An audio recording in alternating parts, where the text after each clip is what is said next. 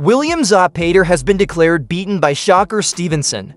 Many of the things that were being talked about before the fight are now being looked at in a different way.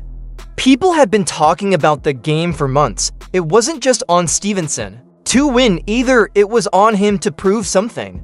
People from all sides said bad things about his fighting style, his desire to fight, and his ability to handle a heavy puncher like Zepeda. If you like this, please subscribe Punch Vista and click the bell icon for more latest and interesting videos. And said, I gotta sit ringside to see this guy. Let's bring the sister behind. Sister and bro. I saw it. Get that form from the doctor so you get an x-ray. Hey, go for my shit. We'll get you right back to sport. Shakur Stevenson, honestly, he's one of the, like, I don't watch boxing too much, you know, but I actually watch him, bro. Technically, he's such a fucking great technician in the ring. You know, he's a great southpaw. His range, the way he holds distance, it's, for someone like me. 30 to claim everything. Yeah.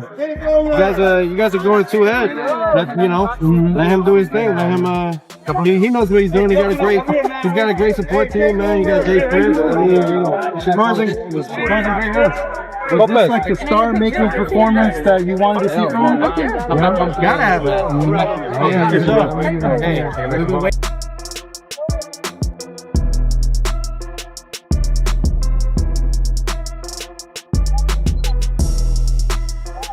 Yeah. We'll see. Hopefully I get a phone call in the next day or two.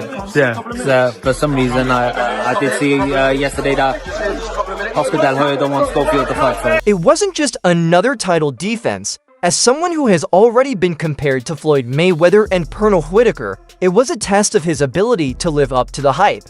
Oscar De La Hoya, who was in charge of promoting Zepeda, said before the fight that he thought Zepeda could pull off the upset.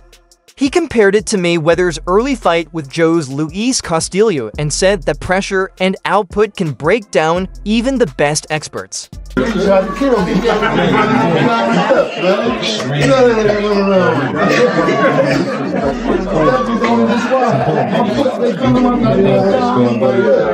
up out of there with a 6 round. That's not. I don't even know if you would let somebody come in the ring look at you like that and not go back to him. Oh, hey, no. The way I seen that little kid walk out that ring when he was looking at him like, I dare you to walk over here. Even if I'm scared, I'm walking over there. Just to show you. Yeah, I didn't like. And to me, that ref just missed everything. It was just a horrible display of fouls that you were just like, what is going on here? But again, nothing against Shakur. Keep that going, man. Hey, real talk, you having a good time though? Alright, lock.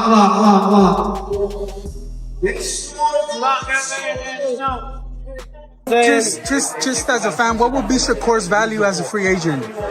Like, Do what they give me, $2 million. That's where his value is at. My value should be on the opposite end, but hey, Oscar didn't just try to sell the fight, he genuinely thought Zepeda's relentless pace would force Stevenson out of his comfort zone and disrupt his rhythm. That prediction didn't come true. And it's worth noticing because De La Hoya wasn't the only one who thought Zepeda had the style to cause real problems.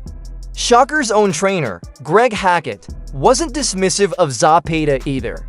He had gone on record before the fight saying Zepeda was durable, active, and a real test, acknowledging the challenge without downplaying Stevenson's own skill set. That kind of controlled tone said a lot. It wasn't a fight team Stevenson was taking easily. Tim Bradley was one of the louder voices backing Stevenson going in, calling the matchup a potential massacre if Stevenson pressed the action and used his timing effectively.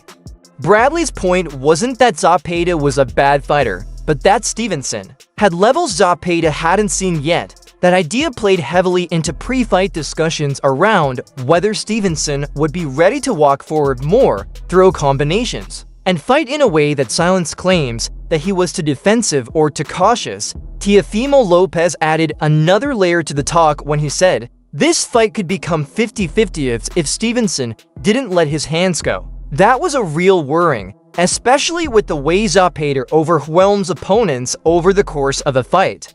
Stevenson had been criticized in the past for being overly economical, and Teofimo's comments reflected a common attitude among fight fans and other fighters. Talent alone wasn't enough anymore. Shakur had to entertain too. Eddie Hearn wasn't making predictions on the winner, but he emphasized that Stevenson needed this fight to show something about his star power. Hearn said Shakur should be a superstar and that this was the kind of fight where he could show the world why. It was a sentiment echoed by others like Bella, who noted before the fight that this was the perfect chance for Stevenson to dominate and deliver a defining moment. There was no question that everyone saw this bout as pivotal, not just for Stevenson's professional trajectory, but for the perception around him. Chris Algieri and Paulie McNaghy both talked heavily about how Stevenson had the skill to take the fight away from Zepeda by controlling distance and tempo. They focused on how pressure fighters lose their efficiency when they can't find the target and are forced to reset. That's where they thought Stevenson would have the edge. And even though the talk wasn't about picking winners, their breakdowns made it clear who they saw as the more complete fighter.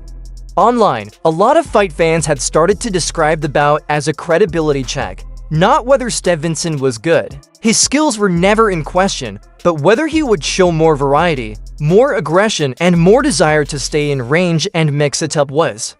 Articles on sites like Boxing Scene pointed out how Stevenson's reputation was on the line as much as his crown. They talked about how pressure was coming not just from Zepeda but from figures like Turki Alshik, who had made it known he expected a different kind of achievement. Fans were tired of seeing Shakur rule without much drama.